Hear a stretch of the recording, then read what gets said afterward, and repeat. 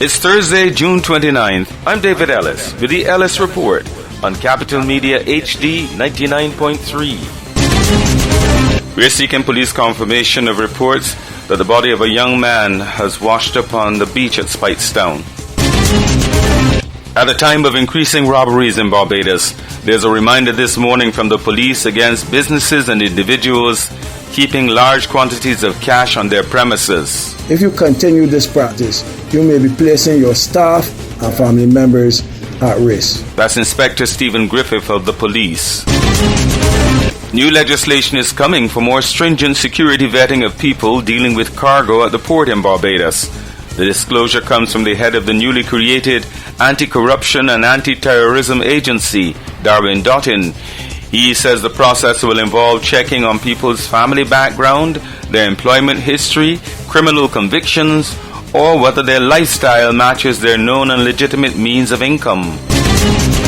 It's reported in Guyana that the Director of Public Prosecutions has asked police to further investigate the 16-year-old girl's rape allegation against local government minister Nigel Daram Lal.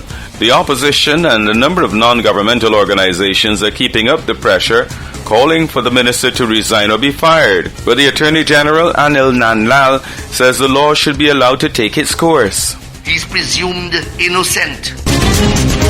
Jamaica's Minister of Legal and Constitutional Affairs, Marlene Malahoo Fort, has revealed that the government is considering a hybrid president for that country. Not a ceremonial president, a president that will exercise a set of powers, some ceremonial, some executive. All right? We're tailor-making something for the Jamaican people. Tens of millions of people in the United States and Canada remain under air quality alerts.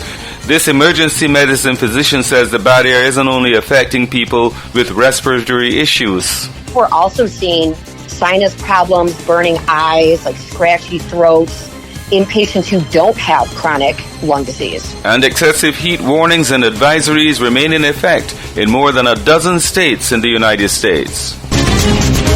In France, there's been a second night of violence over the police killing of a teenage boy. In Nanterre, police fired tear gas at groups throwing stones. Bins and vehicles were set on fire. In another suburb of Paris, a bus was reportedly emptied of passengers before being set on fire. Fires also burned in Toulouse, Lyon and Lille. Public buildings attacked in several places and police pelted with stones, bottles and fireworks. A British court has deemed as unlawful a government plan to send asylum seekers on a one-way trip to Rwanda. It's seen as a blow to the Conservative government's pledge to stop migrants making risky journeys across the English Channel. In a split 2-1 ruling, 3 Court of Appeal judges said Rwanda couldn't be considered a safe third country where migrants could be sent. The forecast for Barbados, partly sunny with a few brief isolated light showers.